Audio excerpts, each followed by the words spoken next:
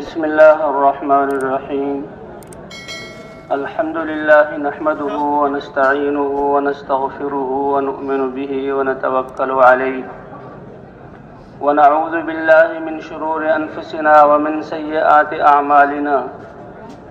من يهده الله فلا مضل له ومن يضلله فلا هادي له ونشهد أن لا إله إلا الله وحده لا شريك له ونشهد أن سيدنا ومولانا محمدا عبده ورسوله صلى الله تعالى عليه وعلى آله وسلم تسليما كثيرا كثيرا.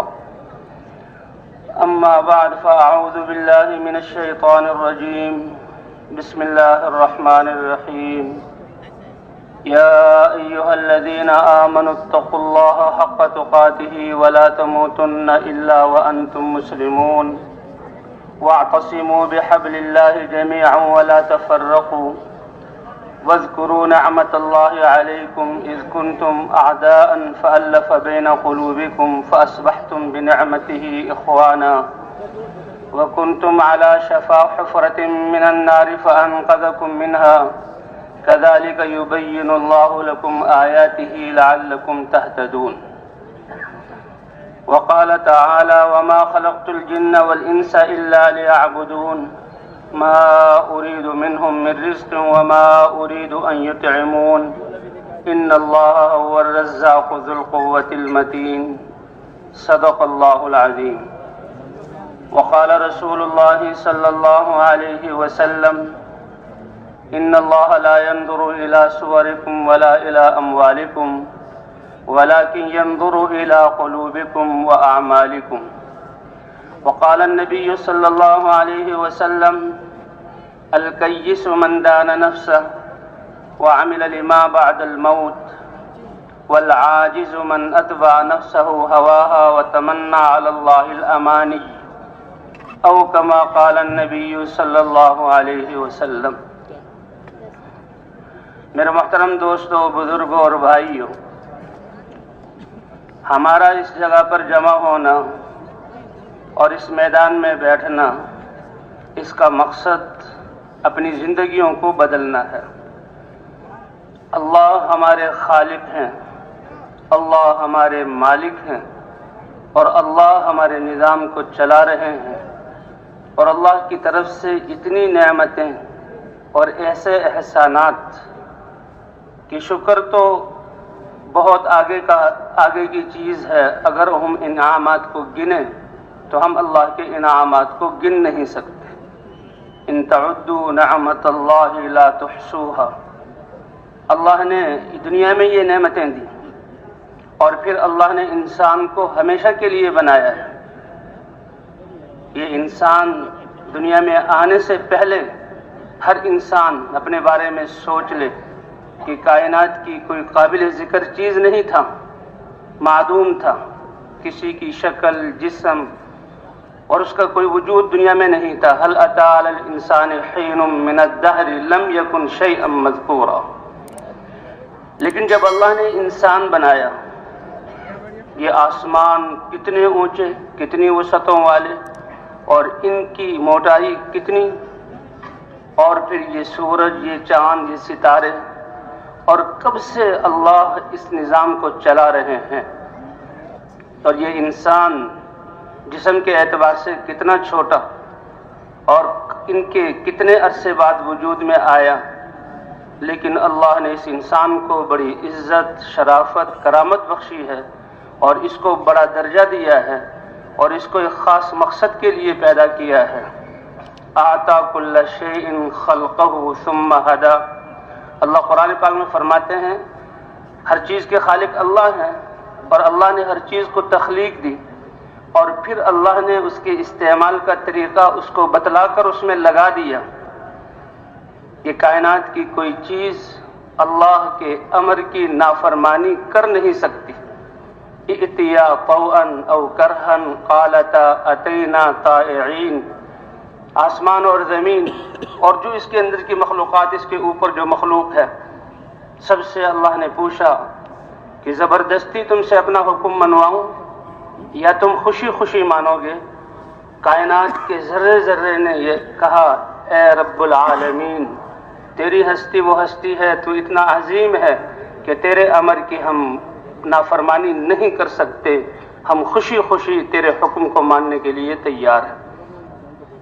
اطت السماء وحق لها ان تئط، حدیث میں آتا ہے یہ آسمان، ان سے ہر وقت چرچراہٹ کی آواز نکلتی ہے، اور حق ہے ان کا کہ ان پر بوجھ اتنا ہے کہ ان سے چرچراہٹ کی آواز نکلے، کیونکہ ساتوں آسمانوں میں سے کسی آسمان میں بھی ایک روایت کے مطابق بالش کے برابر اور ایک روایت میں 4 انگلیوں کے برابر جگہ خالی نہیں ہے کہ فرشتہ اللہ کی عبادت میں مشغول نہ ہو۔ کوئی فرشتہ قیام میں، کوئی فرشتہ سجدے میں، اللہ کو اپنی عبادت کی ضرورت نہیں تھی، لیکن اس کے باوجود اللہ نے انسان کو پیدا کیا اور اپنی عبادت کے لیے پیدا کیا۔ افحسبتم انما خلقناکم عبثا وانکم الینا لا ترجعون، کیا پھر تم نے یہ گمان کر لیا اے انسانوں، اے بنی آدم، کہ ہم نے بیکار اور بے مقصد پیدا کیا؟ زمین کو تمہارے لیے بچھایا گیا، آسمان کو تمہارے لیے کھڑا کیا گیا، سورج کو تمہارے لیے چلایا گیا، چاند کو تمہارے لیے چمکایا گیا، ہوائیں تمہارے لیے چلی، دریا تمہارے لیے بہہ رہے ہیں، نباتات تمہارے لیے اگ رہے ہیں، جانوروں کو تمہارے لیے بنایا۔ کتنے جانور ہیں تم ان کو پالتے ہو اور تمہارے لیے عزت اور شرف کی چیز ہے، تمہاری طرح جاندار ہم نے تمہیں ان پر قابو دیا۔ اگر تمہاری طرح ان کو عقل دے دیتے تو مجال ہے تم چھوٹے سے جانور کو بھی سنبھال سکتے۔ یہ 100 اونٹوں کی قطار ہے، نکیل ڈالی ہوئی ہے، ایک چھوٹا بچہ ایک اونٹ کو لے کر جا رہا ہے اور 100 اونٹ اس کے پیچھے چل رہے ہیں، حالانکہ یہ بچہ تو اس کی 1 لات کا بھی نہیں ہے۔ جانوروں کو چرانے کے لیے لے جاتے ہو، شام کو اپنے باڑے میں لاتے ہو، کسی پر تم سواری کرتے ہو، کسی پر بوجھ لاتے ہو، کسی سے نسلیں چلاتے ہو، ان کا گوشت کھاتے ہو، کسی کا دودھ میں تمہیں دیتا، اپنے وقت بناتا ہوں تمہیں دیتا ہوں۔ یہ تمہارے لیے پیدا کیے گئے، دن رات کا نظام، اس کا چھوٹا بڑا ہونا تمہارے لیے، اور تمہاری زندگی ہے مختصر، تو کیا بیکار پیدا کیا ہے؟ اور تم ہماری طرف لوٹائے نہیں جاؤ گے، اور تم سے میں تمہاری زندگیوں کا سوال نہیں کروں گا؟ اور تمہارے جسموں میں کتنی نعمتیں، کتنے نظام جو میں چلا رہا ہوں، تمہیں ان کا کوئی پتہ نہیں۔ تمہارے دل کی دھڑکنیں، تمہارے گردوں کا جہاز پانی کو صاف کرنا، اور تمہارے رگوں میں خون کا چلنا، تمہارے دماغ کی سوچ، تمہارے پھیپھڑے، کتنے نظام ہیں یہ میں چلا رہا ہوں۔ وفی انفسکم افلا تبصرون، اپنی جانوں میں نہیں دیکھتے؟ تو کیا میں اللہ جو کامل علم والا، حکمت والا ہے، بیکار پیدا کیا؟ نہیں، یہ زندگی امانت ہے، اور تم سے اس زندگی کے بارے میں پوچھا جائے گا۔ لا تزال قدم عبد حتى يسأل عن 4، میدان محشر قائم ہوگا، زمین سے انسانوں کے جسم مکمل ہو کر اگیں گے، روحوں کو ان میں ڈالا جائے گا اور میدان محشر میں جمع کیا جائے گا۔ سب سے بڑا دربار اللہ کا دربار ہوگا، فرشتے انسانوں جنات کو گھیر کر لائیں گے، جنت کو قریب کیا جائے گا، دوزخ کو لایا جائے گا، میزان کو قائم کیا جائے گا، ترازو کو، اور انسانوں سے سوال کیا جائے۔ سب سے پہلا یہ عمر جو امانت دی تھی، بتاؤ اس کو کہاں خرچ کیا؟ حتی یسأل عن 4 عن عمرہ فیما افناہ، تمہارے ایک ایک انسان کے بچہ جو کچھ بھی نہیں کر سکتا، نہ اپنے آپ کو سنبھال سکتا ہے، اس کے سارے جسم کے نظام کو چلانا، اس کی غذاؤں کا انتظام کرنا، ماں کی چھاتی میں اس کو سب سے بہترین غذا دینا، ماں باپ کے دل میں محبت ڈالنا، پوری عمر کہ یہ کہاں خرچ کی۔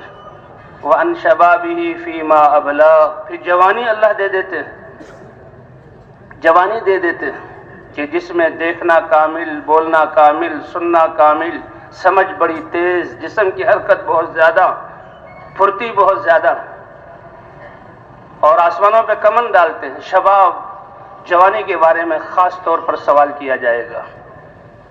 وَعَنْ عِلْمِهِ مَاذَا تَعَلَّمَ وَمَاذَا عَمِلَ بِهِ، کہ دنیا میں بھیجا تھا تمہارے لیے کہ علم اتارا تھا، تمہیں ایک زندگی دی تھی، اس کو کتنا سیکھا اور اس پر عمل کتنا کیا۔ وَعَمْ مَالِهِ مِنْ أَيْنَ اكْتَسَبَهُ وَأَيْنَ أَنْفَقَهُ، یہ مال کوڑیوں سے اربوں کے مالک بنے، جی ہاں، مزدوری سے کارخانوں کے مالک بنے، چھوٹی سی زمین سے ہزاروں ایکڑ کے مالک بنے، یہ کمایا کیسے اور خرچ کہاں کیا؟ جب تک ان سوالوں کا جواب صحیح نہیں دے گا وہاں سے ہٹ کر کامیابی کے راستے پر آ نہیں سکتا۔ ما منکم من احد الا سیکلمہ ربہ لیس بینہ وبینہ ترجمان، ایک حدیث میں ہے اللہ ایسی قدرت والے کہ اللہ ہر ایک سے بغیر کسی ترجمان اور بغیر کسی واسطے کے خود سوال کریں گے، بتاؤ یہ زندگی دی تھی، یہ نعمتیں دی تھی، یہ جوانی دی تھی، اتنی نعمتوں کو تمہارے تابع کیا تھا، بتاؤ میرے لیے کیا کر کے لائے اور اس دن کے لیے کیا لائے ہو؟ تو انسان کی زندگی یہ بہت اہم ہے، وقت تو بہت مختصر ہے۔ اللہ کے رسول صلی اللہ علیہ وسلم نے فرمایا میری امت کی عمر عام طور پر مابین 60 و 70، 60 اور 70 کے درمیان ہوگی۔ وَأَقَلُّهُم مَّن يَتَجَاوَزْ، بہت کم ایسے ہوں گے جو آگے بھی بڑھیں گے۔ لیکن اس تھوڑی سی زندگی یہ کتنی قیمتی ہے، یہ امانت ہے کہ اس زندگی کو ایسے گزارنا جو اللہ کو پسند آ جائے، اور اگر اللہ کو پسند آ گئی تو اللہ دنیا کی زندگی بھی بنا دیں گے، پاکیزہ بنائیں گے، عزت والا بنائیں گے، اطمینان دیں گے، مخلوق کو اس کے تابع کریں گے، اطمینان عطا فرمائیں گے۔ حضرت علی رضی اللہ تعالی عنہ کا قول ہے من کان یرید العزت بلا عشیرۃ، جس کا کوئی خاندان، قبیلہ اور قوم نہیں اور وہ عزت چاہتا ہے، وغنا بلا مال، اور اپنے آپ کو مستغنی کرنا، کسی کا محتاج نہ ہو، مال نہیں ہے، والجاہ بلا اخوان، وجاہت، سرداری، دبدبہ چاہتا ہے، کوئی بھائی دوست وغیرہ نہیں ہے، تو اس کا راستہ کیا ہے؟ اللہ کی نافرمانی کی ذلت سے اپنے آپ کو نکال کر اللہ کی طاعت کی عزت کی طرف لے آئے۔ وما خلقت الجن والانس الا ليعبدون، سب سے بڑا اونچا مرتبہ اس انسان کے لیے، آسمانوں کو یہ نہیں کہا کہ میں نے اپنی عبادت کے لیے پیدا کیا، سورج اور چاند اور سیاروں کو یہ نہیں کہا کہ میں نے اپنی عبادت کے لیے پیدا کیا، حالانکہ وہ اللہ کا حکم مان رہے ہیں۔ ان پہاڑوں کو، ان دریاؤں اور سمندر اور زمین کو نہیں کہا، انسان سے کہا ہے کہ اپنی عبادت کے لیے پیدا کیا، اللہ کی چاہت کو پورا کرنا۔ یہ اللہ کی بندگی سب سے بڑا مرتبہ ہے کائنات میں، اس لیے بھی اللہ کی چاہت کی طرف آنا، اللہ کی چاہت کو معلوم کر کے اس کو پورا کرنا، اور اس کو پورا کرنے کے لیے اللہ نے 1,24,000 انبیاء کرام جیسی پاکیزہ ہستیاں بھیجی، اور نبیوں نے آ کر خود محنت کی۔ وما خلقت الجن والانس الا ليعبدون، انسانوں اور جنات کو میں نے اپنی عبادت کے لیے پیدا کیا، کہ میں نے جو ان کو زندگی دی، میں نے جو احکام دیے، میری جو چاہت ہے۔ اب اللہ جتنے بڑے ہیں اللہ کی چاہت اتنی ہی بڑی، اللہ کے احکام اتنے ہی بڑے، اللہ کے اللہ پر ایمان اتنا ہی بڑا، اللہ کا دین اتنا ہی بڑا۔ ما اريد منهم من رزق، میں ان سے رزق کمانا نہیں چاہتا، وما اريد ان يطعمون، نہ یہ چاہتا ہوں کہ وہ مجھے کھلائیں۔ ان اللہ هو الرزاق ذو القوة المتین، کہ رزق دینے والی ذات تو اللہ کی ہے۔ انسان کو طاعت کا حکم ہے اور رزق دینے والے اللہ ہیں۔ تبھی ہمارا یہاں جمع ہونا، ہماری زندگی، ہماری خواہشات اور ہمارے تجربوں اور قوموں کے بنائے طریقوں سے، رسم و رواج سے نکل کر اللہ نے جو زندگی اتاری، نبیوں نے جو زندگی دی، اس پر آ جائے، کہ جس کے دل میں ایمان آ گیا اور جس کی زندگی اللہ کے احکام کے مطابق ہو گئی، اللہ اتنے کریم ہے کہ اپنی رضا اس کو عطا فرما دیتے ہیں۔ اس کے لیے اللہ نے نبیوں کو بھیجا، حضرت آدم علیہ السلام سے لے کر حضرت محمد صلی اللہ علیہ وسلم تک 1,24,000 انبیاء آئے، کہ انسان جب اللہ کی ذات پر ایمان اور اللہ کے اتارے ہوئے دین کو اپنا لے اور جن چیزوں سے اللہ نے روکا ہے اس سے رک جائے، تو اللہ اس کی زندگیوں میں برکتیں ڈال دیتے. فرمایا اگر یہ بستیوں والے ایمان والے ہوتے اور تقوی اختیار کر لیتے لفتحنا علیہم برکات من السماء والارض، تو زمین اور آسمان کی برکتوں کے دروازے کھول دیتے. برکتیں کیا ہیں؟ کہ ان کے پاس جتنا اللہ نے دیا ہوا ہے، اللہ نے لکھا ہے دیا، اسی پر انسان قناعت کر لے اور اسی پر راضی ہو جائے اور اللہ کی طاعت پہ لگ جائے، کیونکہ کرنے والی ذات اللہ کی ہے. اللہ ان کے جس کو زیادہ دیا وہ زیادہ، جس کو تھوڑا دیا وہ تھوڑے اسباب اللہ کے احکام پورا کرے. تو ان اسباب سے میں ایسے اپنے قدرت کے مظاہر ظاہر کروں گا کہ دنیا کے سارے سائنسدان، دنیا کے سارے انسان، حکومتیں، طاقتیں مل کر جو نہیں کر سکتی وہ میں ان کے چند لمحوں میں ان کے لیے اس کام کو اپنی قدرت سے کر کے دکھاؤں گا. اور جب زندگی بگڑتی ہے اللہ ناراض ہوتے ہیں، اللہ کی نعمتیں چھنتی ہیں.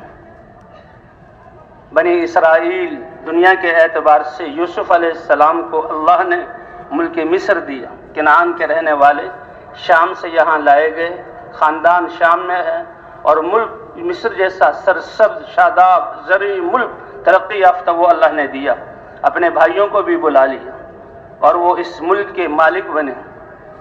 یوسف علیہ السلام اللہ کے نبی ہیں، اللہ کی طرف بلا رہے ہیں، اللہ سب اور تکالیف پر صبر کر رہے ہیں، دین کی دعوت دے رہے ہیں. اللہ نے ملک مصر دیا، ان کی اولادوں کو یہ ملک ملا. لیکن انسان بڑی جلدی بھول جانے والا ہے، بڑی غفلت میں آ جاتا ہے. اس کو اپنی ذات پر گھمنڈ اور اللہ کے طریقوں کو بھولنا شروع ہو جاتا ہے. ان اللہ لا یغیر ما بقوم حتی یغیروا ما بانفسہم. اللہ تعالیٰ فرماتے ہیں یہ دنیا تو میرے نزدیک میرے مچھر کے پر کے برابر بھی نہیں، اور یہ نعمتیں تو میں نے تمہارے لیے دی ہیں. یہ سارے کا نظام تمہاری زندگی گزارنے کے لیے تاکہ تم میری عبادت کر سکو. تو مجھے ان نعمتوں کو چھیننا اس کی کوئی ضرورت نہیں. لیکن اے انسانوں، جب تم ہی میری نافرمانی پر آ جاتے ہو اور اپنے دل میں میرے علاوہ کسی اور کو بسا لیتے ہو تو یہ نعمتیں تم سے ٹلتی ہیں، چھنتی ہیں، یہاں تک کہ تم انتہائی پستی میں چلے جاتے ہو.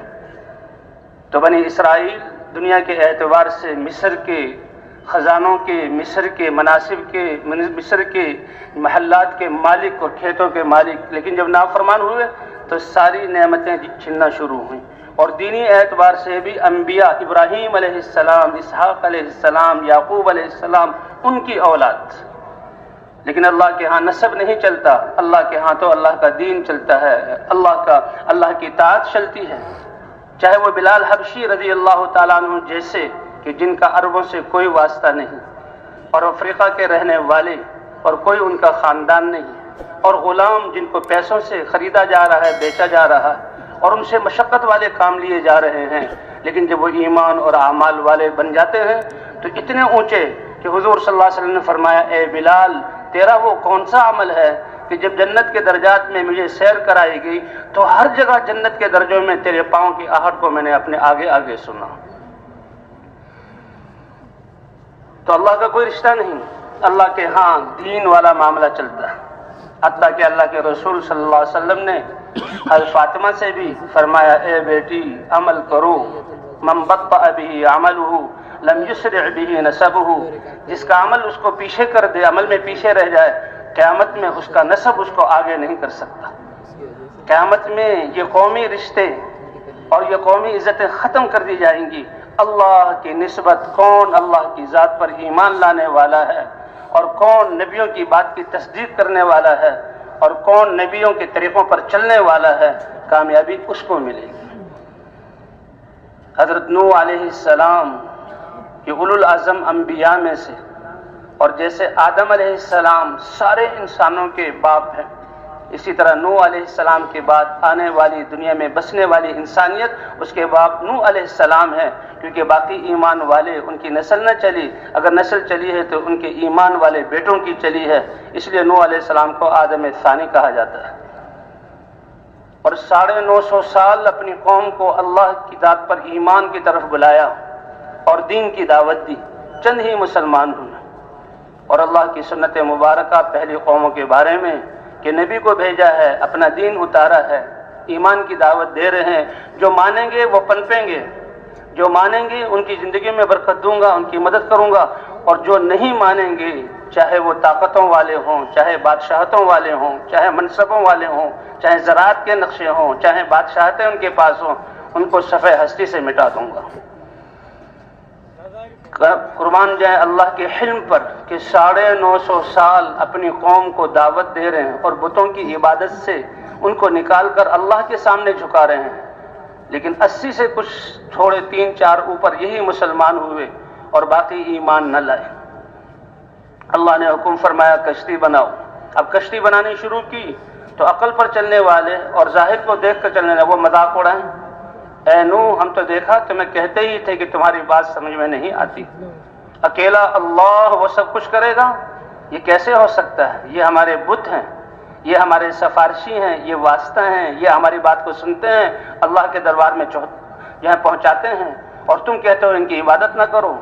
اور دیکھو اب تو ظاہری طور پر ایک بات کہ تم صحرا اور خشک زمین اور دشت پر ایک کشتی بنا رہے ہو کہ یہ پانی میں تیرے گی، سمندر کہاں، دریا کہاں، پانی کہاں؟ لیکن اللہ کا حکم تھا انصنع الفلک باعیننا، اے نوح بس 950 سال تک تم نے بلایا اور تمہیں انہوں نے تکلیف دی، میں نے برداشت کیا، اب میرا امر آ چکا، کشتی بناؤ، اور جب تندور سے بھی پانی نکلے تو پھر ایمان والوں کو سوار کرو، اور دیکھو جو تمہارا ہوگا وہ بچے گا، اور تمہارے علاوہ تو جو تمہارے اہل کا نہیں ہوگا وہ نہیں بچے گا۔ تو 80 سے کچھ زیادہ ایمان والے۔ نوح علیہ السلام کا اپنا سگا بیٹا وہ پہاڑ کے دامن میں کھڑا ہوا تھا، پانی چڑھ چکا تھا، نوح علیہ السلام چل رہے تھے، بیٹے کو دیکھا سامنے کھڑا ہے، یا بنی ارکب معانا، اے پیارے بیٹے آج سوار ہو جاؤ، اللہ کا عذاب آ چکا۔ تو نبی کا بیٹا ہوتے ہوئے اور پوری زندگی جو اس کی تھی نبی کی صحبت میں رہتے ہوئے جب نبی کی بات کو نہ مانا، اللہ کی ذات پر ایمان نے، تو کیا کہتا ہے سآوی الی جبل یعصمنی من الماء، ابا جان کیسی بات کرتے ہیں، یہ پانی کہاں تک چڑھے گا، یہ پہاڑ کتنا اونچا ہے، میں پہاڑ پر پناہ لے لوں گا اور یہ مجھے بچا لے گا، پانی پہاڑ کی چوٹی پر کہاں آئے گا۔ نوح علیہ السلام نے کہا بھی کہ آج اللہ جو کرنے والے ہیں بڑے غصے میں ہیں، آج اس کے عذاب اور امر سے بچانے والا اس کے علاوہ کوئی نہیں۔ ابھی یہ بات ہو ہی رہی تھی، اللہ نے فرمایا قرآن میں ہے کہ ایک موج اٹھی اور باپ کے سامنے بیٹے کو اپنے اندر لے کر پانی میں ڈبو کر ہلاک کر دیا۔ نوح علیہ السلام نے عرض بھی کیا، اے اللہ تیرا وعدہ تھا کہ جو تیرے اہل میں سے ہوگا وہ بچ جائے گا، بیٹا تو میرا اہل، کہ میرا ہاں یہ جو ہیں یہ خونی رشتے نہیں چلتے، تیرا وہ ہے اور تیرے اہل میں سے وہ ہے جس نے تیری بات کو مانا، جو اللہ پر ایمان لایا، اور جو اللہ کے دین کو جس نے قبول کیا وہ ہیں تیرے اہل میں سے۔ نوح علیہ السلام نے کہا، اے اللہ میں نے جو سوال کیا مجھے تو معاف فرما دے۔ تو بنی اسرائیل ملک مصر بھی ان کا، بنی اسرائیل اور اس کی چودراہٹیں بھی، اور دینی اعتبار سے وہ انبیاء کی اولاد، لیکن جب نافرمانی شروع ہوئی اللہ نعمتیں ان سے چھننے شروع ہوئی، عزتیں چلی گئی، مناصب چلے گئے، ملک چھن گیا، اور جس ملک کے وہ بادشاہ اور چودھری اور سردار اور بڑے تھے اسی ملک میں ان کو غلام بنا کر ان سے بیگار لیا جانے لگا، غلاموں سے بھی زیادہ نیچے چلے گئے۔ اللہ کا دین نہیں تو اللہ کا اس سے کوئی واسطہ نہیں۔ حتیٰ کہ جب فرعون نے خواب دیکھا، اب اللہ کی ذات پر ایمان نہیں تو نجومیوں کے حساب کتاب اور ان کے علم پہ بتاؤ یہ میں نے خواب دیکھا ہے کیا؟ کہا اس بنی اسرائیل میں ایک بچہ پیدا ہوگا، کیونکہ حالات ایسے کہ بنی اسرائیل کو بہت ہی زیادہ پیسا جا رہا تھا، وہ تیرے ملک کی ہلاکت کا سبب بنے گا۔ اس نے کہا واہ یہ کیا بات، بچہ پیدا ہوگا، میں تو بادشاہ ہوں، فوج اور طاقت میرے ہاتھ میں ہے، میں تو بچہ جو پیدا ہو اس کو قتل کر دوں گا، کسی بچے کو پنپنے ہی نہیں دوں گا، چھوڑوں گا ہی نہیں، میرا کام چل جائے گا۔ لیکن اللہ نے ارادہ کیا کہ جس کو میں نے جس کی حفاظت کرنی ہے، کائنات کی طاقت اس کا بال بیگا نہیں کر سکتی۔ اللہ فرماتے ہیں جب ہم نے بنی اسرائیل پر احسان کرنے کا ارادہ کیا اور ہم نے ان کی گئی ہوئی عزت کو واپس کرنے کا، چھینے ہوئے ملک کو واپس دینے کا، اور پستی سے ان کو راہبر اور رہنما بنانے کا اور زمین میں طاقت دینے کا ارادہ کیا، اور ان کے دشمنوں کو ان کی آنکھوں کے سامنے ختم کر کے ان کی آنکھوں کو ٹھنڈا کرنے کا ارادہ کیا، تو موسیٰ علیہ السلام کو دین کی دعوت دے کر بھیج دیا۔ موسیٰ علیہ السلام پیدا ہوئے، والدہ بیوہ ہیں، ایک بھائی ہے، آتا ہے روایات میں کہ 1 سال بڑا. بہت گھبرائیں. اللہ نے حکم دیا کہ تم صندوق بنواؤ اور بچے کو صندوق میں ڈالو اور صندوق کو دریا کے حوالے کرو، اور دریا کے تھپیڑے اس کو فرعون کے محل کی طرف لے جائیں گے. تو اب یہ سارے اللہ کے اوامر عقل کے خلاف ہیں، لیکن اللہ نے اس عورت کو چنا، موسیٰ علیہ السلام کی ماں بنایا، اللہ نے الہام کیا. تو کسی اللہ کے امر پر بھی چوں نہیں کہ کیوں. اللہ کا امر ایسا ہے ہماری سمجھوں سے بالا تر، اور اتنا ایمان بن جائے کہ سمجھ کے، ماحول کے اور رواج کے بالکل خلاف امر ہو، ہم تو اللہ کا امر ہونے کی وجہ سے اس کو مان لیں. یہ نہیں کہ اللہ کا امر اور اللہ کا دین عقلوں کے خلاف ہے، نہیں، ہماری عقلیں بہت چھوٹی ہیں اور اللہ کا دین ہماری عقلوں سے بالا تر ہے. اب بچہ، دودھ پیتا بچہ چند ہی دنوں کا، صندوق میں بند کر دینا، سانس گھٹ کے مر جائے، اور صندوق کو دریا کے حوالے کر دینا، اچھا خاصا تیراک آدمی ڈوب کر مر جائے، اور یہ تو بچہ ہے اور صندوق میں بند ہے. اور پھر یہ تھپیڑے کہیں دوسرے کنارے پر لے جا کر کسی دوست یا کسی خیرخواہ کے حوالے نہیں کر رہے، اور یہ فرعون کے محل کی طرف جا رہا ہے کہ جس نے ہزاروں بچے اس بچے کی تلاش میں ہلاک کر دیے ہیں، تلواروں سے ذبح کرا دیے ہیں، ہزاروں ماؤں کی گودوں کو اجاڑا ہے، ہزاروں خاندانوں کو رلایا ہے. یہ سارا قصہ دلالت کر رہا ہے کہ معاملہ کس کے ہاتھ میں ہے؟ اللہ کے ہاتھ میں، اور کامیابی اللہ کے امر کے ماننے میں ہے.